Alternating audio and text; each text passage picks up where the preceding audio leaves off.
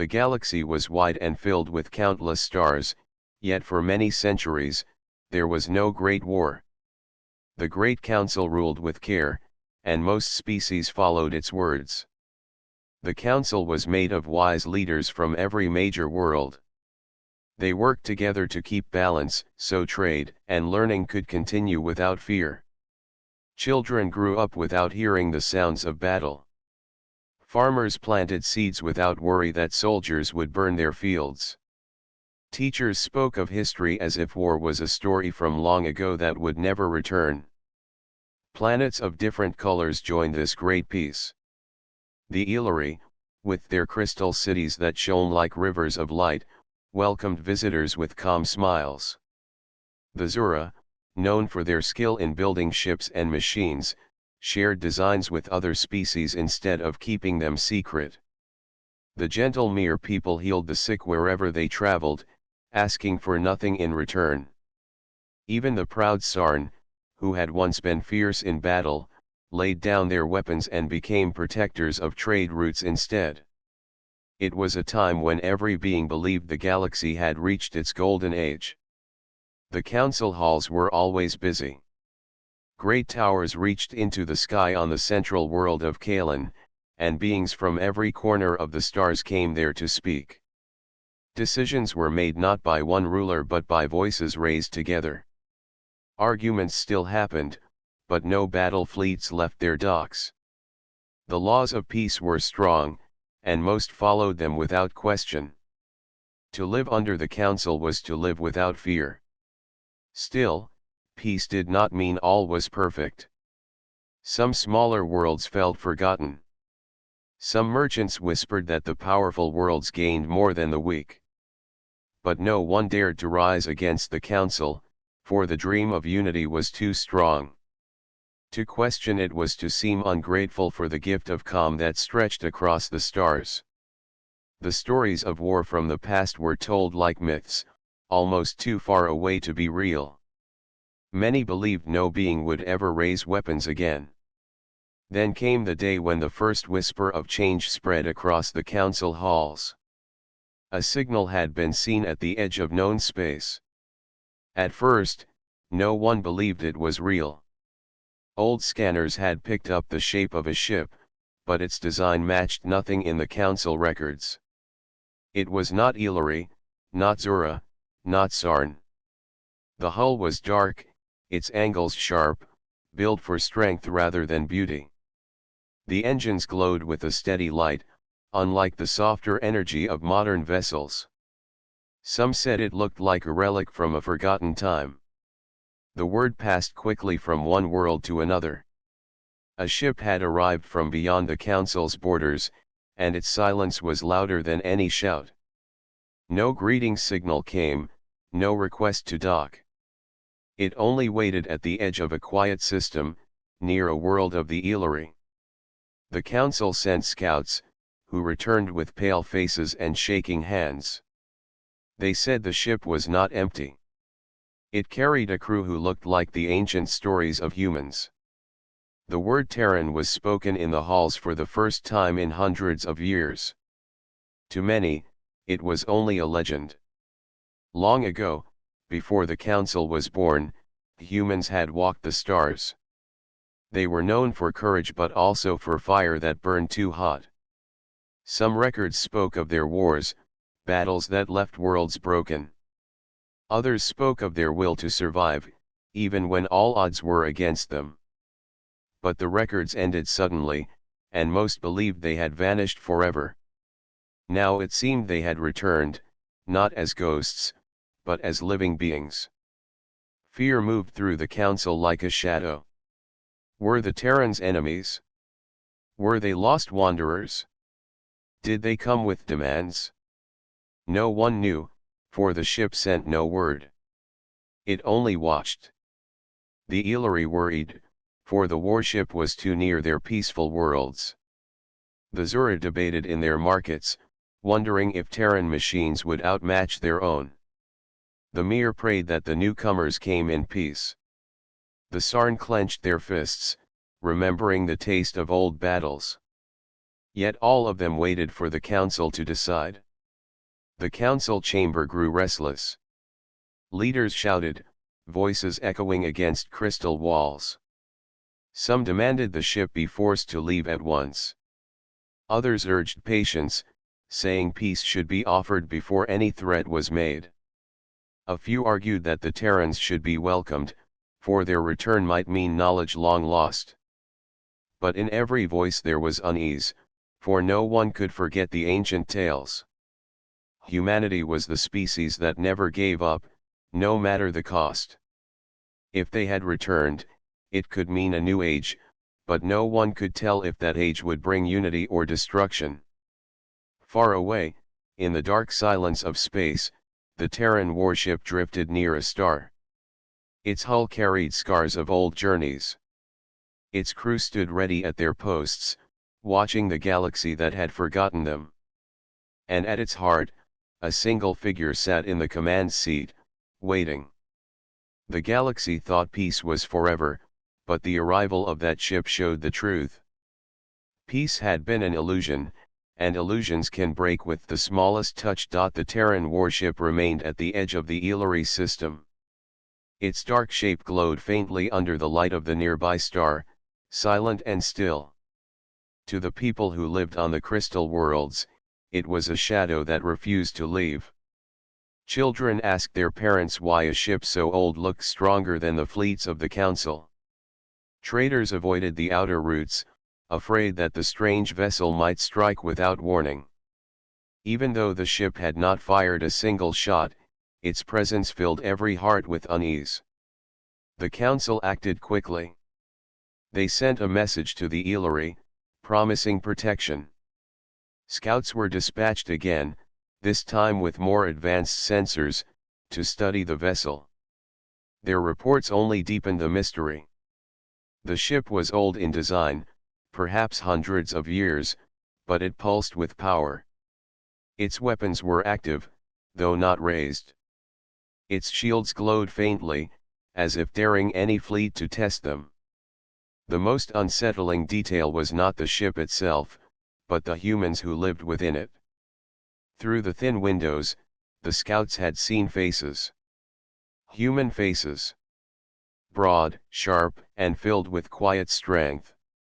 They moved with discipline, wearing uniforms of dark metal and cloth, every step in perfect order.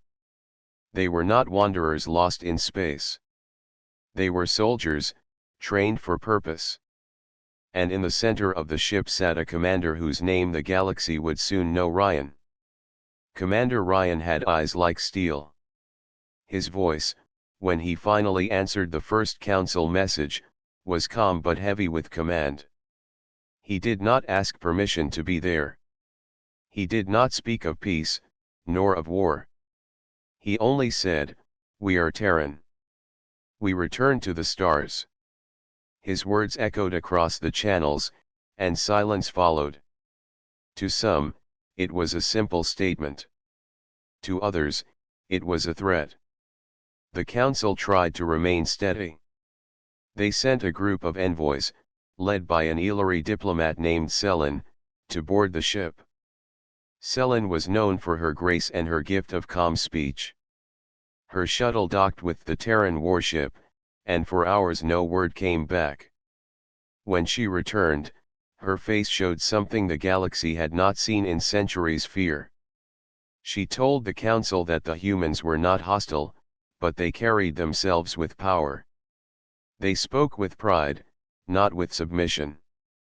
Commander Ryan had welcomed her politely, but when she asked why the Terrans had returned, he gave no answer. "Our reasons are our own," he had said. "We do not seek permission to exist." The council leaders whispered in private chambers. Some said humanity must be forced to answer. Others said to leave them alone, for provoking such a crew could bring danger. The debate grew sharp, for every leader remembered the old records. Humans had once fought wars that shook entire sectors. If a single warship held such strength, what would happen if more Terran ships followed? Meanwhile, on the surface of the Ellery worlds, curiosity grew alongside fear. Many younger scholars, who had only read of humans in books, dreamed of meeting them. Traders wondered if Terran machines held secrets that could change the galaxy. But farmers and miners only prayed that the shadow above their skies would pass and never return.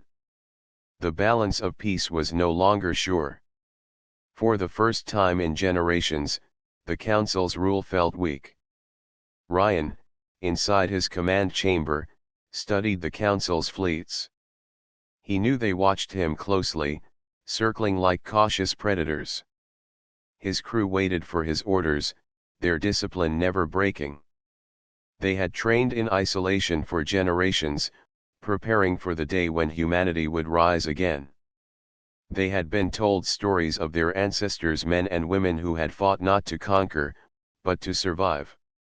Ryan carried those stories like fire in his chest. He did not come to bow, nor to strike first. He came to remind the galaxy that humans still lived. At night, under the light of alien stars, Ryan walked the silent halls of the warship. The walls were marked with symbols of old Earth, of oceans and mountains long gone. Each crew member touched those marks with respect, for they were reminders of a home most had never seen. To them, Earth was not a place, but a memory carried in their blood. Their return to the galaxy was not conquest. It was survival, honor, and proof that they would never vanish. Yet outside, the galaxy did not see honor. It saw a threat. The Council began to prepare patrol fleets, sending them to guard the Ellery system.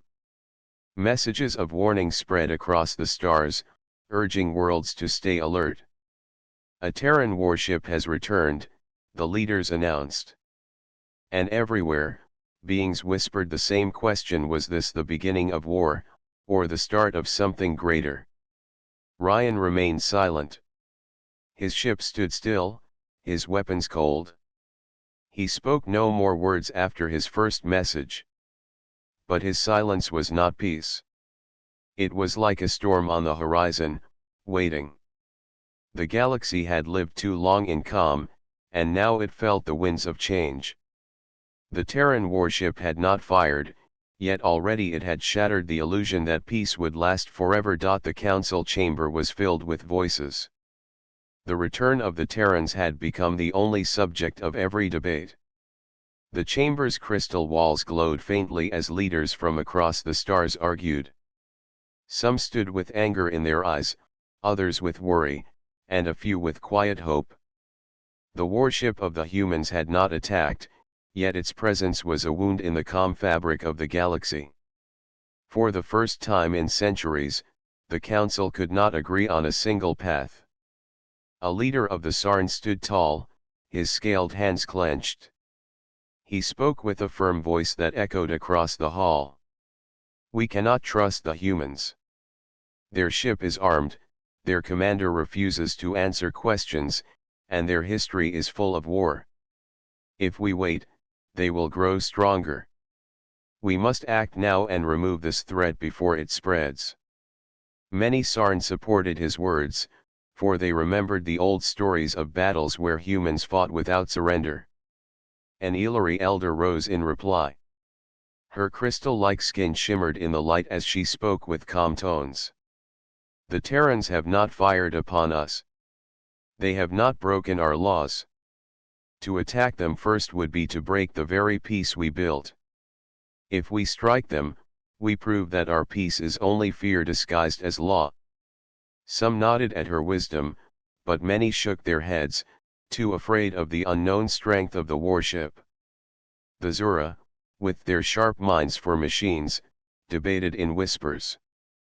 They saw power in Terran designs, and some believed that learning from the humans could bring great progress.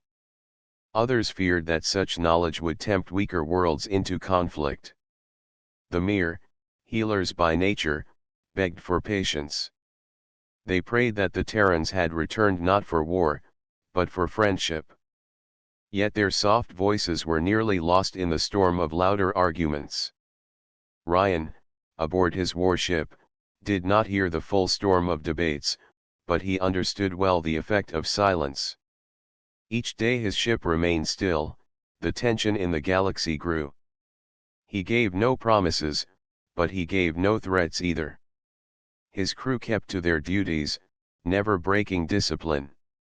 They polished the old metal walls, checked the engines, and trained in the halls. To them, waiting was also a weapon. Every hour the galaxy grew more restless, and the Terrans watched with steady eyes. On the worlds of the Council, division spread like fire. In markets, traders argued if Terrans were enemies or possible partners. In schools, teachers struggled to answer the questions of curious students who asked if humans were real or just stories come alive. In quiet homes, families looked to the skies with fear that the ancient wars would return. The illusion of harmony had cracked, and even if no weapon had been fired, every heart felt the weight of coming change. The council tried to act with unity, but cracks were clear. One group of leaders pushed to send fleets to surround the Terran warship.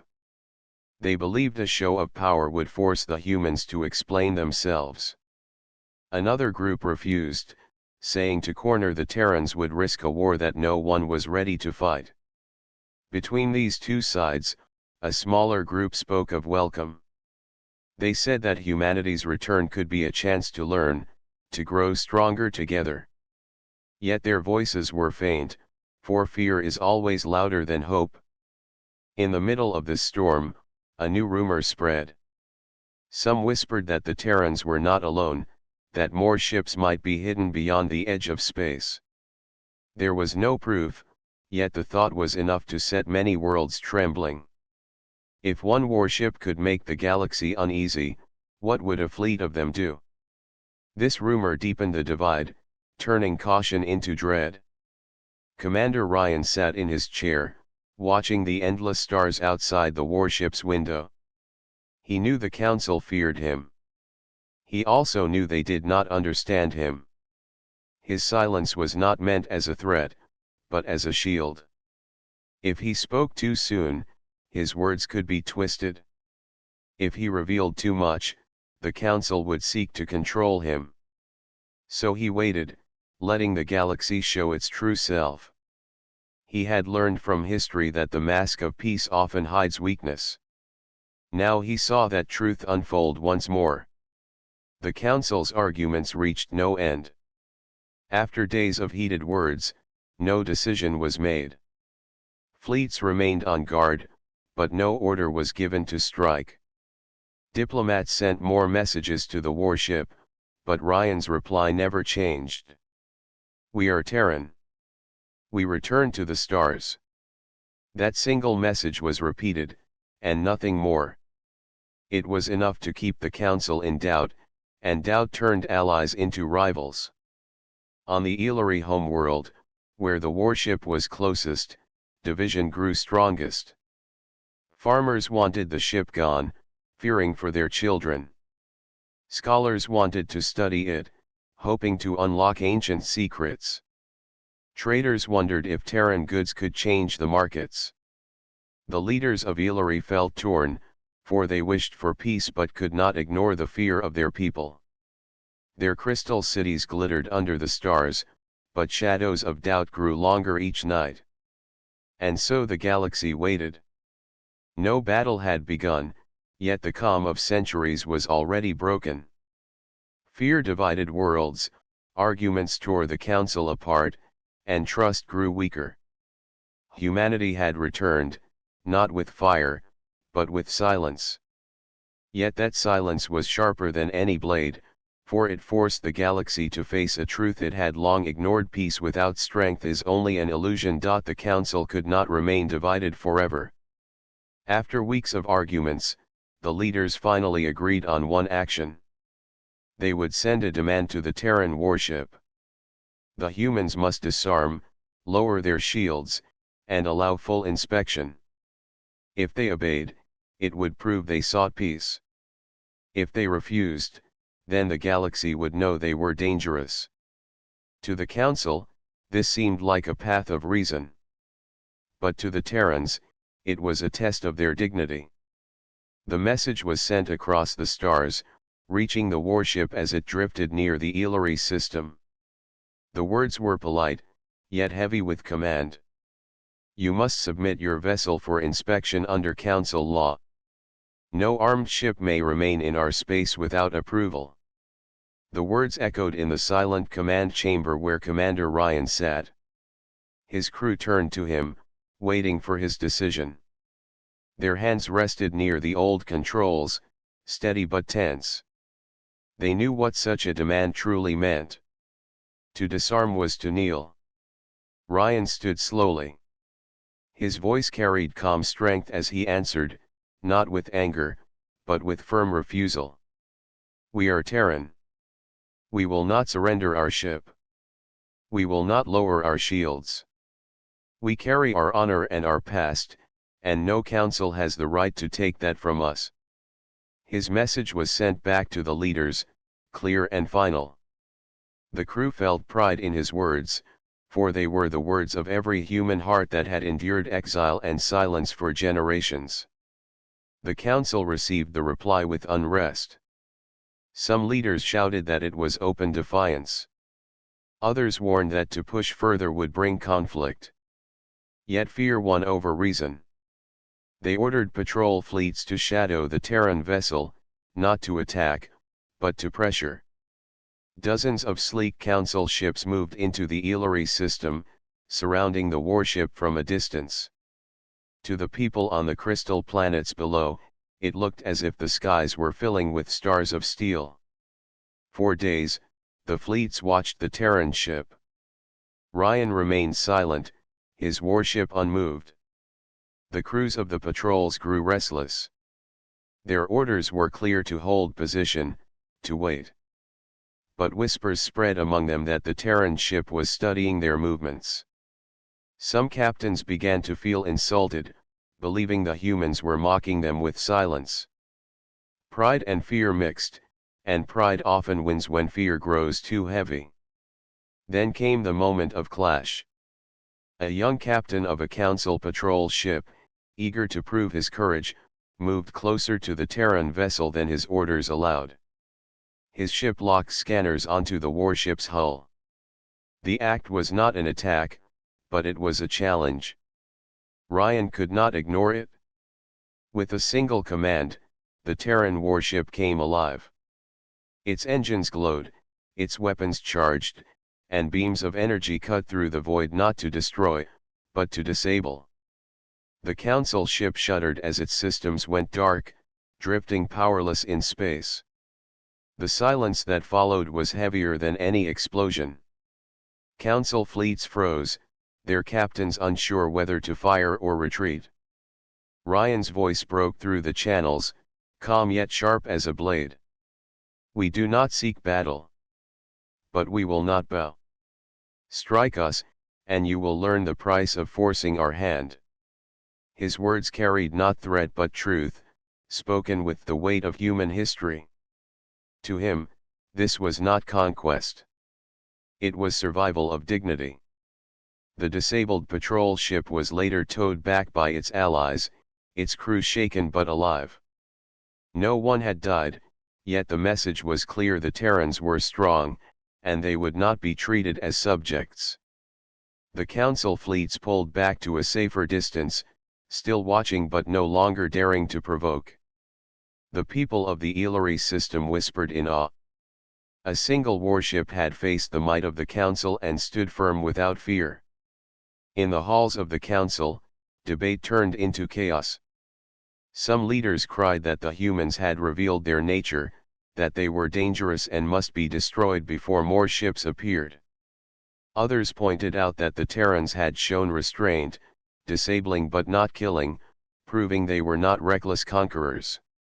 Yet all agreed on one truth: the illusion of peace was broken.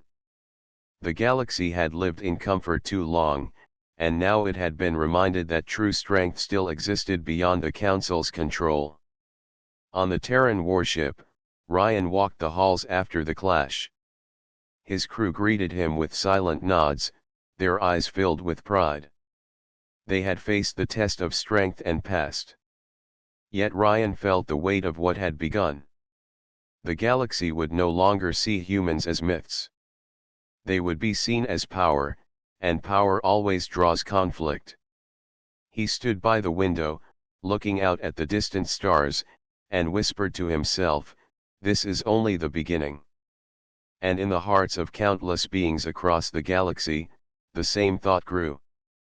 Peace had been a dream, but dreams fade when faced with reality. The Terrans had not fired to conquer, yet their refusal to kneel had done more than any weapon. It had awakened the galaxy from its long sleep. The test of strength was over, and the age of silence was gone. A new age was about to rise. The clash between the Terran warship and the Council patrol spread across the galaxy like a storm. Every world heard the news. A single human vessel had stood against many ships and had not been defeated. More than that, it had shown control. The humans had not destroyed. They had only disabled. This choice confused many, for it was both strength and restraint at the same time. To some, this proved the Terrans were dangerous. To others, it proved they could be reasoned with. In the halls of the Council, anger and fear continued to rise, but beyond those walls, new voices began to speak. Not all wished for war. Some were curious. Some wanted to understand the humans instead of fearing them. Among these voices were two who would soon play an important role: Lum of the Elari and Harun of the Zura. Lum was a young scholar. Her crystal-like skin shimmered softly under the sun of her home world. She had spent her life studying old records, especially those that spoke of species long gone. To her, humans were not monsters of the past. They were a mystery waiting to be solved. When she heard of the Terran warship, her heart burned with curiosity. She believed that if she could speak to them, she would learn truths hidden for centuries. Harun was different. He was not a scholar but a trader. He had traveled between many worlds, selling goods and hearing countless stories. He was clever, practical, and skilled at reading others. When news of the Terran warship reached him, he did not see only danger. He saw opportunity. He wondered if Terran machines, tools, or even ideas could be traded. In a galaxy growing restless, a wise trader could turn fear into fortune. Yet beneath his thoughts of trade, Harun also felt a quiet respect. The Terrans had faced the mighty council and refused to kneel. That courage stirred something within him. Together, Lum and Harun decided to act. They sought permission to approach the Terran warship, but the council denied them. The council feared that open contact might reveal weakness. But curiosity is hard to silence. Using Harun's trade ship, small and quiet, they set out toward the Elari system on their own. Their journey was dangerous, for patrol fleets guarded the skies, but Harun knew secret routes between the stars. At last, their ship slipped close to the great Terran vessel. The warship loomed before them like a mountain of steel. Its hull bore scars of ancient journeys, yet it glowed with living strength. Lum felt her breath catch as she gazed upon it. To her, it was like seeing a story come alive. Harun, though nervous, kept his hands steady on the controls. He sent a signal, simple and respectful: "We come with no weapons. We come with questions." For a long time, no answer came. The silence pressed against them, heavy as stone. Then, at last, a voice filled their ship. It was deep, calm, and steady, the voice of Commander Ryan. "You are not of the Council fleets. Why do you come?" Harun looked to Lum, and she nodded. He answered with honesty. "We come because we wish to understand. We do not fear you. We do not command you. We only wish to speak." To their surprise, the Terran warship allowed them to dock. Guards met them at the airlock, their steps strong and disciplined. The halls inside were darker than council ships, lined with symbols of Earth, mountains, rivers, and stars painted on the walls. The air carried the weight of history. Lum touched the markings with gentle hands, her heart racing. Harun studied every detail, thinking of what stories he could tell when he returned. At last, they met Commander Ryan. He stood tall, his eyes sharp but not unkind. Lum bowed her head in respect, then spoke softly. "I am Lum of the Elari. This is Harun of the Zura. We came to know who you are. The council speaks of fear, but I wish to hear your own voice." Ryan studied them for a long moment before answering. His words were simple but filled with weight. "We are Terran. Long ago, we nearly destroyed ourselves. We hid, we rebuilt, and we swore never to forget. Now we return, not to conquer, but because we will not remain shadows in history." Lum's eyes shone with wonder. Harun nodded slowly, realizing there was more honor here than rumor had claimed. The Terrans were not reckless wanderers. They were survivors. They carried pain, but also strength. When they returned to their ship, their hearts were changed. They carried with them not fear, but respect. Word of their meeting spread quietly at first, then quickly across the stars. Some dismissed their story as foolish. Others listened closely, wondering if the council had judged too harshly. In markets, traders began to whisper of Terran goods. In schools, students asked if humans could be friends. Even in the council halls, doubt began to grow. For the first time, voices of curiosity rose against the voices of fear. Ryan, aboard his warship, watched all this with careful eyes. He knew curiosity was as powerful as fear. Curiosity could open doors that weapons could not. The galaxy had seen Terran strength. Now, perhaps, it would begin to see Terran truth. The council had never faced a challenge like this. For centuries, it had ruled the galaxy with calm and order, yet the return of the Terran warship had cracked its unity. Fear, doubt, and curiosity had pulled the leaders in different directions. Arguments that once could be settled in hours now stretched for days. Some demanded immediate action. Others called for caution. The warship's presence had made it clear, the illusion of peace had ended. The Sarn leaders were the loudest.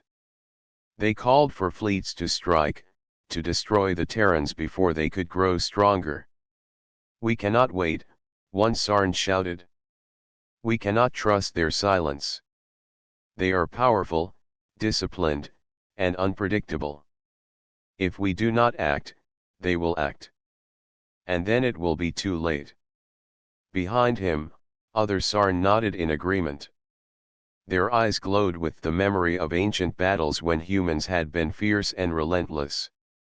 They remembered the stories of human courage, and now they feared it. Across the chamber, the Elari spoke with gentler voices, yet their words carried weight. "We must not act in haste," said Elder Selin. "The Terrans have shown restraint. They have disabled a ship, not destroyed it. They have spoken no lies. To attack them now is to abandon our principles. We have built peace on trust, and it is trust that must guide us now." Her words were met with murmurs of approval from some, but others whispered that trust alone would not protect them. The Zura counselors were divided. Some saw opportunity in studying the Terran ship, its technology, and the humans themselves. "Knowledge is power," one Zura whispered. "If we can understand them, perhaps we can gain more than we fear." Others shook their heads. They feared that curiosity could invite disaster. One mistake, one misstep, and the human silence could become fury. the debate grew so fierce that some members left in frustration. Council chambers, once symbols of order, were filled with raised voices, anger, and doubt. Worlds across the galaxy watched with tension. Patrol fleets hovered near the Terran warship, unsure whether to attack or retreat. Traders, scholars, and citizens waited, hearts filled with questions. The galaxy, once united under calm law, now trembled with division. Meanwhile, on the Terran warship, Commander Ryan observed it all. He knew the Council's fear, their uncertainty, and the divisions it caused. He had no desire to conquer, yet he understood that humans could not be forced into submission. Humanity had survived long ago by refusing to kneel. That strength remained. His ship was ready, though he did not seek battle. The galaxy was learning a lesson that words alone could not teach. Rumors spread quickly. Some worlds declared the Terrans must be destroyed. Others declared they must be welcomed and studied. Fleets began to choose sides, some aligning with the Sarn call for attack, others guarding the Illyri and Zuri who wished for understanding. The once united council now fractured into factions, unable to agree on law, action, or morality. What was once one voice had become many, and each spoke with urgency and fear. The first skirmishes began, though not with full warships. Scouts sent to observe Terran positions were blocked, their engines disabled, though none were destroyed. Every attempt to pressure the Terrans ended with clear proof that their discipline was unmatched. Even as the Council argued, the humans had taught a lesson: strength and restraint could stand together. No one could touch the warship without consequence, yet no one could claim it sought to dominate. On distant worlds, ordinary beings felt the tension. Families debated what to believe. Traders whispered of Terran machines, wondering what secrets they might hold. Scholars questioned history, asking if humans had been misunderstood for centuries. Children watched the skies, imagining a human starship moving silently among the stars. The galaxy's calm had vanished. Fear and curiosity moved side by side, each influencing minds and hearts in ways that law alone could not control. In the council halls, some leaders began to question themselves. Had they misjudged humanity? Had they clung too long to myths of war and stories of fear? Others refused to question anything, insisting that caution demanded immediate strikes. No consensus could be reached. Decisions delayed, fleets moved cautiously, and the Terrans watched. Ryan understood that patience was as important as power. He did not seek to destroy, yet the galaxy's reactions revealed the truth: peace was fragile, and the Council's unity was gone. And so the Council remained fractured. Factions argued, patrols shadowed, and the Terran warship stayed silent yet alert. The illusion of harmony had been shattered. The galaxy had seen strength it could not control, and it had learned that fear alone could not govern long. The age of unquestioned calm was over. A new age had begun, one in which humanity's return reminded every being that freedom, discipline, and resilience were forces beyond the Council's command. The galaxy had changed forever. The Council, once united, was fractured. Worlds chose sides, not because they sought war, but because fear and curiosity pulled them apart. The Terran warship had not attacked anyone, yet its presence had shown the galaxy a truth it could no longer ignore: peace without strength was fragile. Now, every being realized that calm times could vanish with a single spark. Commander Ryan watched the stars from his ship's command room. His crew moved quietly around him, disciplined as always. They had survived exile and returned to the galaxy, not for conquest, but to claim their place among the stars. The humans carried their history like armor, scars, and triumphs alike. Ryan knew that many would misunderstand them. He also knew that some would admire them. Both fear and respect were powerful forces, and he intended to use neither recklessly. In distant systems, fleets prepared. Some worlds sent their strongest ships, ready to challenge the humans if needed. Others hesitated, unsure if confrontation was wise. Traders and scholars debated which side to trust. Children looked to the skies with hope, dreaming of stories where humans were not enemies. Families whispered of courage, unity, and caution. Across the galaxy, beings felt the tension rise as they faced a future shaped not by law alone, but by the strength of will. Ryan convened a council of his own aboard the warship. His officers spoke of strategy, observation, and diplomacy. "We will not seek to conquer," Ryan said firmly. "But we will not bow. Our presence must be understood, or the galaxy will misunderstand us. Each action we take will be a lesson, each choice a reflection of who we are." His words inspired confidence in the crew.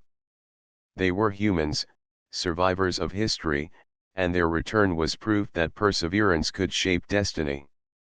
Meanwhile, the council tried to act, but their division slowed them. Some leaders sent envoys to meet Ryan, hoping to negotiate peace. Others prepared fleets in secret, unwilling to show weakness. Messages crossed the void of space, some with threats, some with offers of friendship. The galaxy became a web of tension and uncertainty, and every action was watched by many eyes. The Terrans moved carefully, never breaking rules they had not created, yet never surrendering what they had. On the Ellery worlds, citizens watched the Terran warship with awe. The crystal cities reflected starlight, and traders brought news of human discipline and restraint. Scholars wrote letters and shared stories of what they had learned from brief contact. Farmers and workers worried, hoping that their homes would remain safe. Everywhere, curiosity battled fear. And yet, even amid uncertainty, hope glimmered, the idea that humans could bring new understanding, new ways of thinking, and new strength to a galaxy that had grown too comfortable. The first small alliances began to form. Some species reached out to humanity, offering friendship and knowledge. Others remained distant, sending fleets to monitor without interference. The galaxy was no longer uniform. The old order had ended. Now, decisions were made not by one voice, but by many, and every choice carried weight. Ryan knew that trust could not be demanded, only earned. And humanity had returned to earn that trust, step by careful step. Even as alliances and caution spread across the stars, conflict was inevitable. Minor clashes occurred, patrols testing boundaries, fleets maneuvering carefully. But these were not wars of destruction. They were struggles of understanding, showing strength, and asserting presence. Humanity had returned, and its people reminded the galaxy that no being should be forgotten or underestimated. Each encounter built respect, even among those who still feared the humans. Ryan stood at the window of the command room one night, looking at distant stars. His crew gathered behind him, waiting for instruction. The galaxy was awake now, no longer dreaming in false peace. Every world would have to find its own path in this new age, and humanity would be part of that path. Ryan knew the challenge ahead would be long and difficult, but he also knew that humans had never been afraid of challenges. They thrived in struggle, and they would continue to do so among the stars. And so the galaxy entered a new dawn. Peace remained possible, but it was tempered by truth and strength. The Terran warship became a symbol, a reminder that history does not forget, that courage can inspire, and that even in a fractured universe, the spirit of life could endure. Humanity's return had shattered illusions, yet it had also sparked hope. The galaxy was no longer quiet. it was alive, ready to grow stronger or face struggle.